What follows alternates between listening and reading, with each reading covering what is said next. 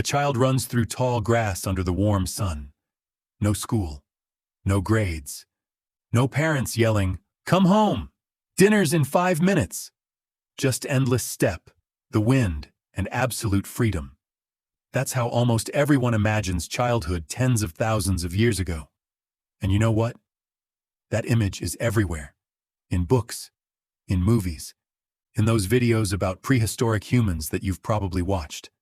A free childhood, wild nature, no rules. Well, forget that picture, because it's almost entirely a myth. Today we're going to look at what childhood was really like tens of thousands of years ago, without rose-colored glasses, without nostalgia for something that never truly existed. And fair warning, some parts are uncomfortable. But stay until the end, because there's an unexpected twist. Despite all the hardship, there was something in that brutal childhood that many modern children desperately lack. And it's worth thinking about. Let's start with a simple question. At what age did a Stone Age child begin to work? The answer isn't 16, it isn't 12, it isn't even 10. By the age of 3 or 4, children in hunter-gatherer groups were already doing real work, not pretend chores, real responsibilities. They gathered firewood for the campfire, carried water, watched over younger brothers and sisters while the adults went hunting or searching for food. By the age of 5 or 6, children were helping collect edible plants, roots, and berries, and they had to know exactly what was safe to eat and what was poisonous. A mistake could literally cost them their lives. Now imagine trusting a modern 6-year-old to identify edible mushrooms correctly, knowing a single mistake could be fatal. It sounds unbelievable. Back then, it was normal. By the ages of 8 to 10, children were contributing to food gathering almost like adults. Boys learned how to make tools and weapons, track animals, and hunt small game. Girls learned to prepare hides, cook food, and keep the fire alive, which was far more important than it sounds. If the fire went out, starting a new one wasn't as easy as striking a match.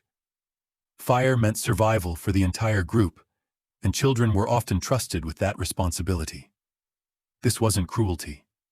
It was necessity. Every pair of hands mattered. A child who didn't contribute wasn't simply enjoying a free childhood. They were another mouth to feed in a world where food was never guaranteed. And this is where the first myth falls apart. There wasn't much time for endless running through fields. A child's day was filled with work from morning until sunset. Play certainly existed, but it was usually short, and even games often copied adult life. Children played at hunting. They played at gathering food. They played at making fires. Even play was training for survival. Now comes the second, and much darker, part of the story. Child mortality. Anthropologists disagree on the exact numbers, but they largely agree on one terrifying reality. Roughly 1 out of every 3, and by some estimates, nearly 1 out of every 2, children never lived to see their 15th birthday. The reasons were many. Hunger during difficult seasons, infections that a child's body simply couldn't fight without antibiotics, injuries from work or hunting, predators attacking children who wandered away from the group, cold winters when shelters failed to provide enough protection. And here's something important to understand. Children were not automatically protected simply because they were children. Of course, adults cared deeply about their offspring. That instinct is part of being human. But they simply didn't have the resources to keep every child safe from every danger. If food became scarce, the weakest suffered first, and that often meant children and the elderly. If the group had to flee quickly from danger, it wasn't always possible to carry everyone. This isn't a story about heartless people. It's a story about a world where safety itself was a luxury no one could afford. There were no hospitals, no police, no social services. There was only a small group of people trying to survive together. And from the earliest years, every child was part of that struggle, not a protected observer watching from the sidelines. If you think the story only gets darker from here, Don't leave just yet. Because this harsh reality leads to the second half of the story, the part that turns everything you've just heard upside down. Despite the hard work, despite the danger, despite the constant risk of death, these children often grew up psychologically very differently from many children today.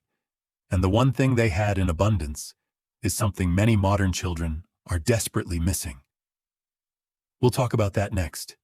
And if you enjoy honest, no-nonsense looks at the past like this, make sure to subscribe. I've got plenty more stories like this coming, and they only get more fascinating from here.